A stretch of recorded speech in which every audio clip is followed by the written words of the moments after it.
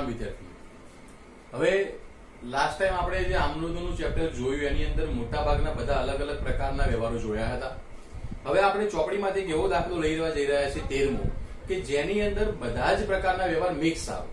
મૂડીના હોય, ઉપાડના હોય, ઉપજ ખર્ચના હોય, બેંકને લગતા હોય, મિલકતને લગતા હોય, એવા તમામ વ્યવહારો મિક્સ હોય એવો દાખલા નંબર 13 જોવા જોઈ રહ્યા છે.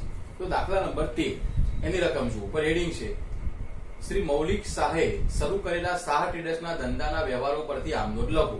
2014 જુલાઈ 1. ₹50,000 રોકડા, 20,000 ના દેવાદાર, 10,000 નો માલ સ્ટોક અને 5,000 ના લેણદાર લાવી ધંધો શરૂ કર્યો. તો ધંધાનો માલિક ધંધામાં જે વસ્તુ લાવે છે એની અંદર તમારે એ જોવાનું છે કે ભાઈ કયું કોઈ દેવું ખરું, તેમાં લેણદાર નામનું એક દેવું છે અને બાકીની બધી મિલકત છે જેમાં રોકડ, દેવાદાર અને માલ સ્ટોક. તો અહીંયા પહેલી આમનોંધ તમારે 13મા દાખલા માટે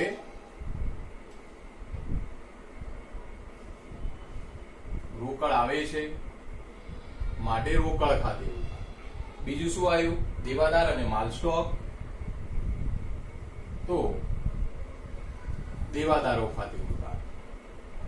માલ સામાન આવ્યો, માલ સ્ટોક મિલકત કહેવાય, એના ખાતે ઉધાર. પણ લેણદાર પણ આયા છે તો લેણદાર મિલકત ના કહેવાય, તો એના ખાતે જમા. હવે અહીંયા રકમ જુઓ 50, 20 અને 10. 50,000 રૂપિયા, 20,000 રૂપિયા, 10,000 રૂપિયા અને લેણદાર ના છે 5,000.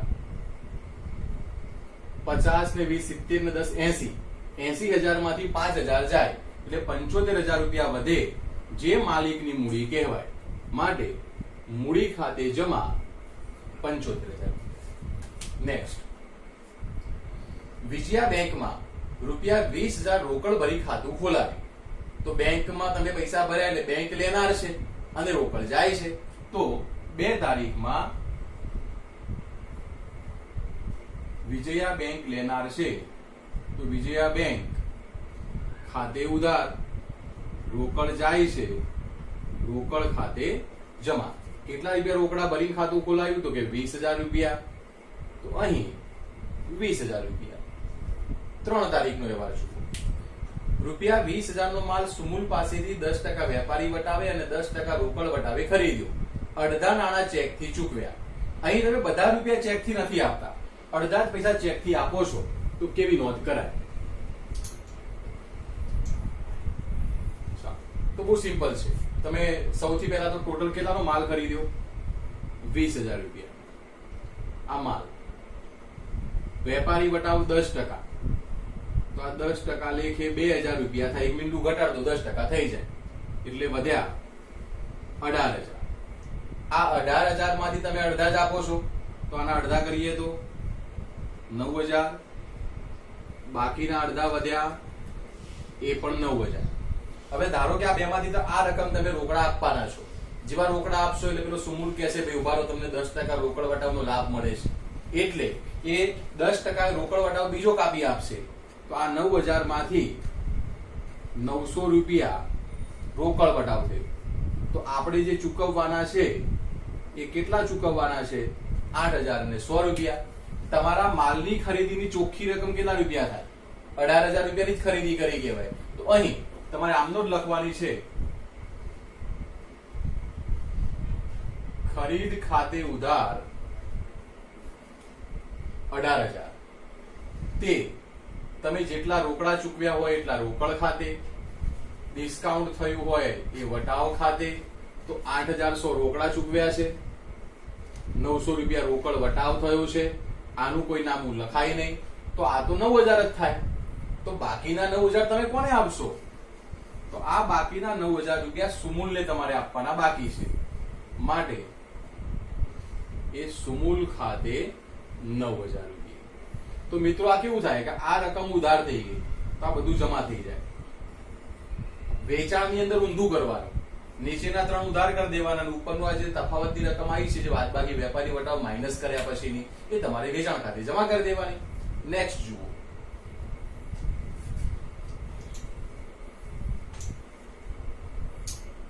₹15,000 નું ફર્નિચર પુનિત ફર્નિચર માર્ટમાંથી ખરીદ્યું અને લારી ભાડાના 100 રૂપિયા રોકડા ચૂકવ્યા. હવે અહીંયા મિલકતની ખરીદી છે પણ ઉધાર ખરીદી છે, કારણ કે નામ આપ્યું છે ને પુનિત ફર્નિચર માર્ટમાંથી શાક પર ખરીદ્યું. પણ મેં એવું સમજાવી દીધું કે મિલકતની ખરીદી કરો અને કોઈ ખર્ચો થાય તો અંદર એડ કરી દો. તો 15,000 નું ફર્નિચર, 100 રૂપિયા ખર્ચો, આટલા રૂપિયાનું ફર્નિચર તમારા ધંધામાં આવ્યું તો ફર્નિચર આવે છે. ફર્નિચર ખાતે ઉધાર 15,100.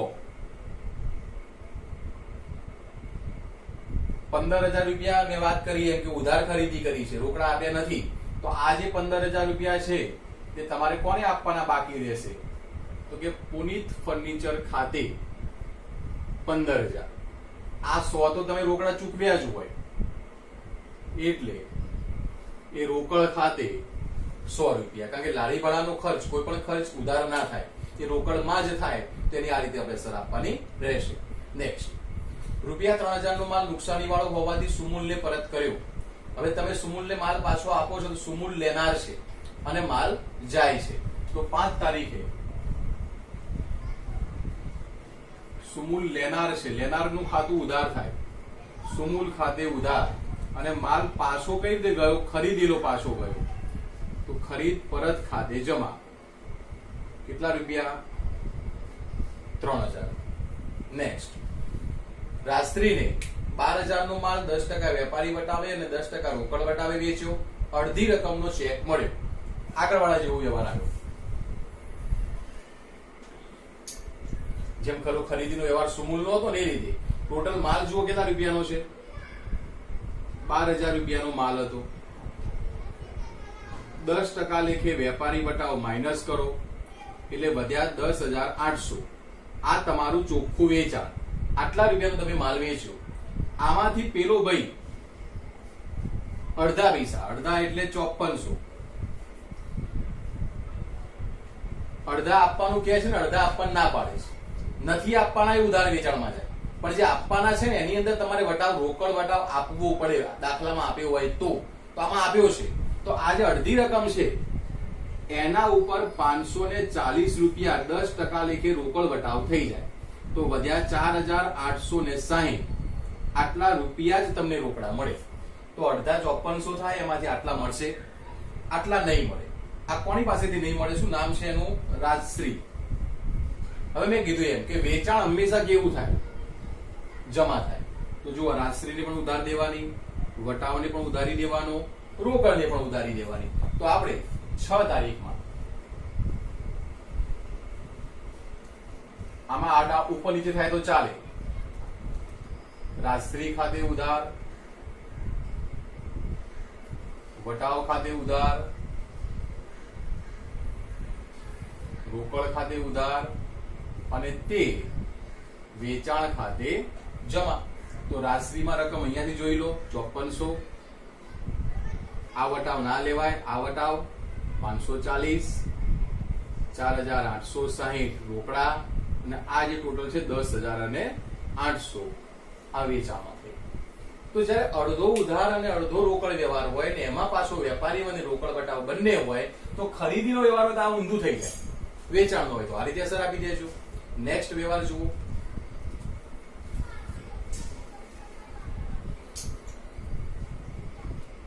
8 તારીખ, મહેન્દ્રને 15,000 નો માલ 10% વેપારી વટાવે અને 10% રોકડ વટાવે રોકડેથી વેચ્યો. હવે જો આ વ્યવહાર આખો રોકડ છે એટલે માલની જે રકમ હતી એ 15,000 હતી,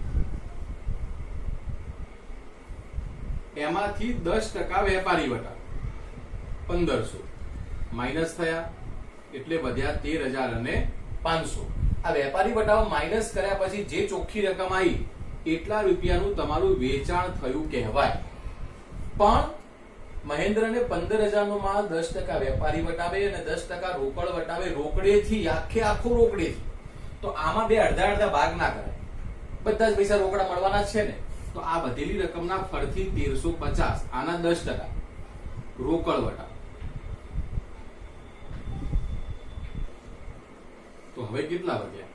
તો એ 0, 5, 1, 2 અને 12,150. આટલા રૂપિયા તમને રોકડ મળી. હવે વેચાણનો નિયમ કેવો છે કે વેચાણ આની તો નામું લખાય જ નહીં.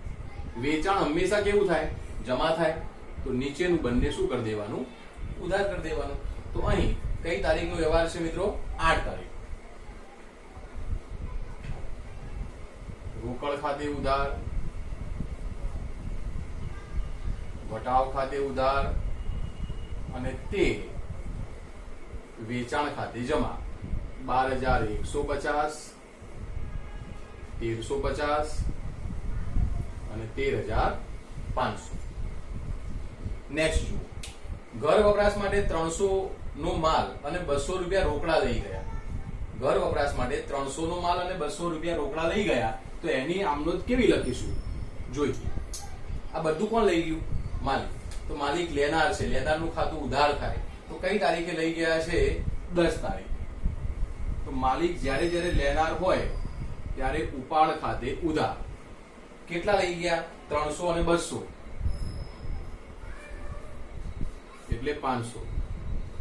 પણ આ 300 નો માલ લઈ ગયા છે, આ 200 રોકડા લઈ ગયા છે. રોકડા લઈ જાય એમાં તો મને ખબર છે કે રોકડ ખાતે જમા થાય, રોકડ ગઈ જાય એટલે જમા. પણ માલ લઈ જાય તો માલ ખાતે જમા ના કરાય, અન્ય રીતે માલ જાય એટલે ખરીદ ખાતે જમા કરાય. તો યાદ રાખવાનું, વેચાણ સિવાય માલ જાય તો ખરીદ ખાતે જમા થાય, તો એના 300 રૂપિયા લઈ લો, ક્લિયર થઈ જાય. ત્યાર પછી નેક્સ્ટ વ્યવહાર. તમે ચોપડી લઈને બેઠા હોય, રકમ લઈને બેઠા હોય જોડે, તો બહુ વધારે મજા આવશે ભણવાની. આગળનો વ્યવહાર છે 11 તારીખ. માલના પેકિંગ માટે પ્લાસ્ટિકની બેગની ખરીદી કરી અને જેના 200 રૂપિયા ચૂકવે. હવે પ્લાસ્ટિકની બેગો લાવો એ પેકિંગ ખર્ચ કહેવાય. તો એ પેકિંગનો ખર્ચો કરો છો, ખર્ચો હંમેશા ઉધાર થાય અને ખરીદી કરી રોકડા ગયા હશે તો રોકડ જાય છે માટે જમા થઈ જાય. તો અહીં બહુ સાદો અને સિમ્પલ વ્યવહાર છે કે તમે પેકિંગનો ખર્ચ કર્યો તો પેકિંગ ખર્ચ ખાતે ઉધાર, તે રોકડ ખાતે જમા 200 રૂપિયા. નેક્સ્ટ 12 તારીખ. પગાર મજૂરીના 2000 ચેકથી ચૂકવ્યા. પગાર અને મજૂરી બંને ખર્ચ કહેવાય, ખર્ચ હંમેશા ઉધાર થાય. તો અહીં 12 તારીખમાં પગાર અને મજૂરી ખાતે ઉધાર. હવે તે રોકડ ખાતે જમા. કેટલા રૂપિયા તમે ચૂકવ્યા છે? 2000. હવે વિદ્યાર્થી થાય તમે ભૂલ કરી સાહેબ. શું ભૂલ કરી? તો કે અહીંયા રોકડ ના આવે. કેમ? કે ચેક થી ચૂકવ્યા છે. હા, તો ચેક થી ચૂકવ્યા તો શું આવે? તો ત્યાં આગળ બેંક આવે. નેક્સ્ટ, રાશ્રી પાસેથી બાકી લેણા પૈકી 300 રૂપિયાની ગાલખાદ પડી અને બાકીની રકમનો ચેક મળ્યો. હવે રાશ્રી પાસેથી જેટલા રૂપિયા લેવાના હતા એમાંથી 300 નહીં મળ્યા, તો થોડા ઘણા મળ્યા હશે. તો જેટલા મળ્યા છે ને એટલામાં હું આવું લખું, રોકડ ખાતે ઉધાર. જેટલા નથી મળ્યા એ મારું નુકસાન, ગાલખાદ ખાતે ઉધાર અને તે રાજશ્રી ખાતે જમા. આપણે રાજશ્રી જોડે વ્યવહાર ક્યારે કર્યો હતો? તો 13 તારીખ જે વ્યવહાર આગળ રાજશ્રીને આપણે માલ વેચ્યો હતો એ વ્યવહાર તમે જુઓ, રાજશ્રી વાળો 6 તારીખનો વ્યવહાર હતો. 12,000 નો માલ, 10% વેપારી વટાવ અને 10% રોકડ વટાવ વાળો વ્યવહાર હતો. તે એમાંથી આપણે રાજશ્રી પાસે લેવાના કેટલા હતા? જે એનું નામ લખ્યું છે ને રાજશ્રી ખાતે, આપણે 10,854 લેવાના હતા. એ તમે 6 તારીખની આમદનમાં જોજો, રાજશ્રી ખાતે કેટલા ઉધાર લખ્યા છે? 5400. એ 5400 રૂપિયામાંથી કેટલી ગાલખાદ પડી? 300. તો તમે જોજો, 5400 લેવાના હતા, 300 નહીં મળે, એ ગાલખાદ થઈ ગઈ. તો આપણને કેટલા મળ્યા હશે? 5100 રૂપિયા મળ્યા હશે. તો આ રીતે અસર આપી દેવાની. નેક્સ્ટ, ધંધામાં વધુ નાણાંની જરૂર હોવાથી એક્સિસ બેંકમાંથી 25,000 ની 12% વ્યાજની લોન લીધી. હવે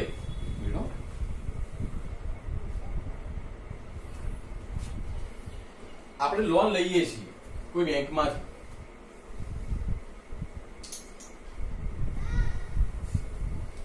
કેટલા રૂપિયાની લોન લીધી આપણે?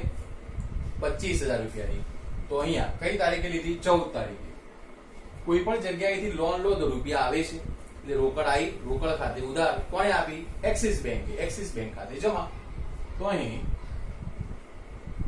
રોકડ કે બેંક ખાતે ઉધાર, તે એક્સિસ બેંકની લોન ખાતે જમા. કેટલા રૂપિયાની લોન લીધી છે તમે? તો 25,000. આમાં જે ટકાવારી આપી હોય ને એટલી માઇનસ પ્લસ ના કરાય, વેપારી વટાવની છે. આ તો 1 વર્ષ પછી કેટલા ટકા લેખે વ્યાજ બેંકને આપણે આપવાનું છે એની માહિતી આપતી ટકાવારી આપણને આપી હોય, બાકી લખવાનું નથી હોતું. સાહેબ તો બે કેમ લખ્યું રોકડ ને બેંક? ઘણી વખત બેંક શું કરે, તમને ચેક આપે, એટલે બેંક તમને લોન આપી તો લોન નો ચેક આવે, અને ચેક ક્યાં ભરાય? બેંકના ખાતામાં ભરાય, માટે મેં બેંક ખાતે પણ લખ્યું છે અંદર. ત્યાર પછી જુઓ, આગમાં રૂપિયા 2000 નો માલ નાશ પામ્યો, જેનો વીમા કંપનીએ 1500 નો દાવો મંજૂર કર્યો અને આગથી બળી ગયેલા માલના 200 રૂપિયા ઉપજ્યા. તારું નુકસાન કેટલું થયું એ મહત્વનું છે. તમે જોજો 15 તારીખમાં ટોટલ માલ કેટલા રૂપિયા બળી ગયો? તો કે 2000 નો આગમાં માલ બળી ગયો. આગથી બળી ગયેલ માલ. અચ્છા, આ 2000 માંથી કંપની કેટલા આપવાની છે? વીમા કંપની તો કે 1500 ની વાત થઈ છે, તો આપણને 1500 રૂપિયા વીમા કંપની વાળા આપે. અચ્છા, તો હવે મારું નુકસાન કેટલા રૂપિયા કહેવાય? 500 નુકસાન કહેવાય. 1500 તો કંપની આપવાની છે, પણ એમાંય બળેલો માલ આપણે વેચી. હવે એમાં બળેલો માલ વેચ્યો અને એના કેટલા મળ્યા? 200 રૂપિયા. તો 500 માંથી 200 બીજા રોકડા ક્યાંક મળી ગયા. તો હવે મારું નુકસાન કાયદેસર 300 રૂપિયાનું કહેવાય. આગથી થયેલું નુકસાન. તમારા ધંધામાં ટોટલ માલ કેટલા રૂપિયાનો જતો રહ્યો? 2000. હવે નિયમ છે, જાય તો જમા. એ જમા થઈ જાય તો આ બધું તમારે ઉધાર કરી દેવા. તો આની આમનોટ લખવાની આ રીતે: આગથી થયેલ નુકસાન ખાતે ઉધાર 300, રોકડ આવી, રોકડ ખાતે ઉધાર 200, વીમા કંપની પાસે લેણું છે, વીમા કંપની ખાતે ઉધાર 1500, અને તે અન્ય રીતે માલ જાય તો આગથી બળી ગયેલ માલ ખાતે જમા ના કરાય. ધંધામાં વેચાણ સિવાય માલ જાય તો ખરીદ ખાતે જમા કરાય. તો ટોટલ માલ તમારો ગયો 2000 રૂપિયા. તો આ રીતે એની જનરલ એન્ટ્રી અપાય. નેક્સ્ટ, પુત્રના જિંદગીના વીમાનું પ્રીમિયમ 450 અને આગના વીમાનું પ્રીમિયમ 550 બંને ચેકથી ચૂકવ્યા. બંને ખર્ચા કર્યા છે, બંને વીમા પ્રીમિયમના છે.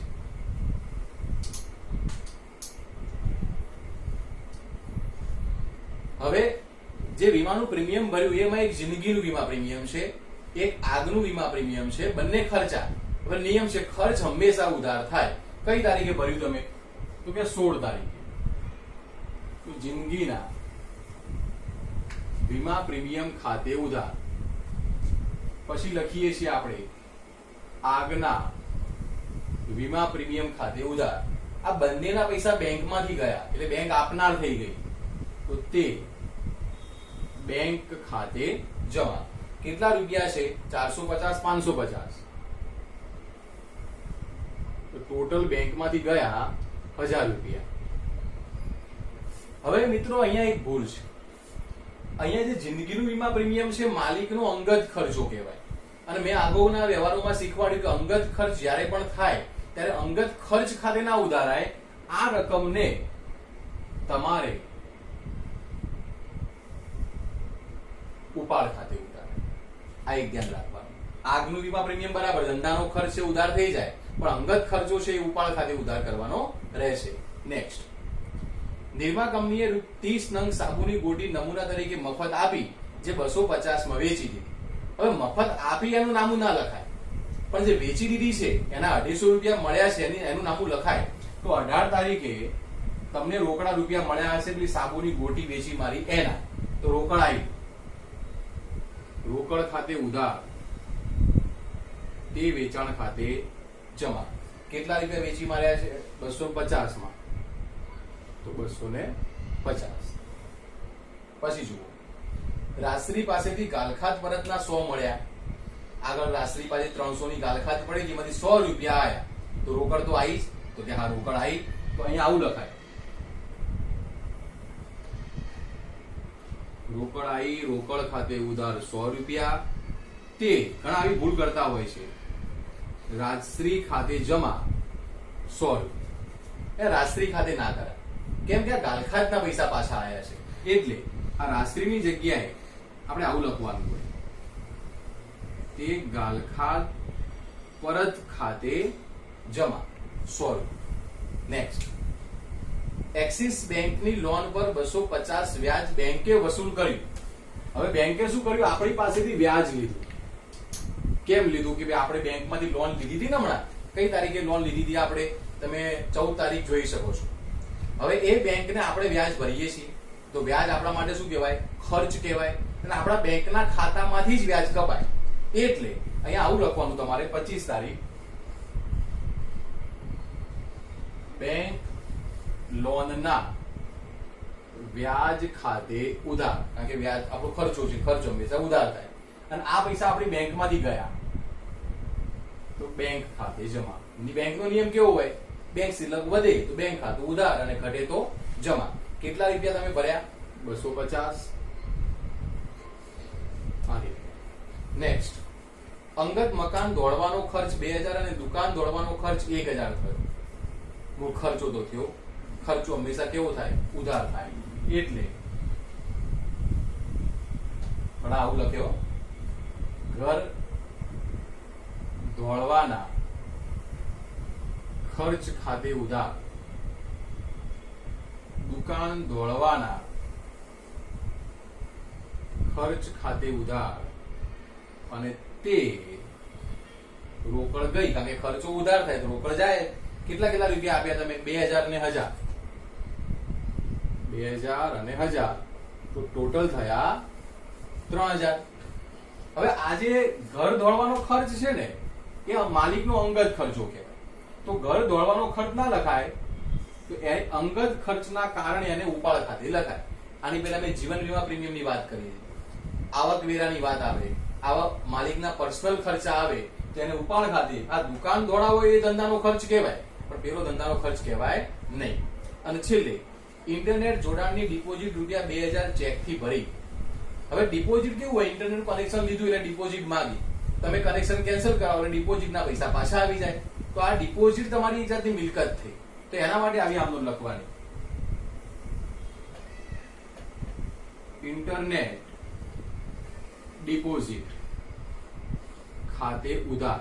તમે ચેકથી પૈસા આપ્યા એટલે બેંકમાંથી રૂપિયા જાય એટલે બેંક ખાતે જમા. કેટલા રૂપિયા ભર્યા છે તમે? 2000. તો આ રીતે એની આમનોંધ આપવાની રહેતી હોય છે. અહીંયા 13મા દાખલાના બધા જ વ્યવહારોની આમનોંધ આપણે જોઈ.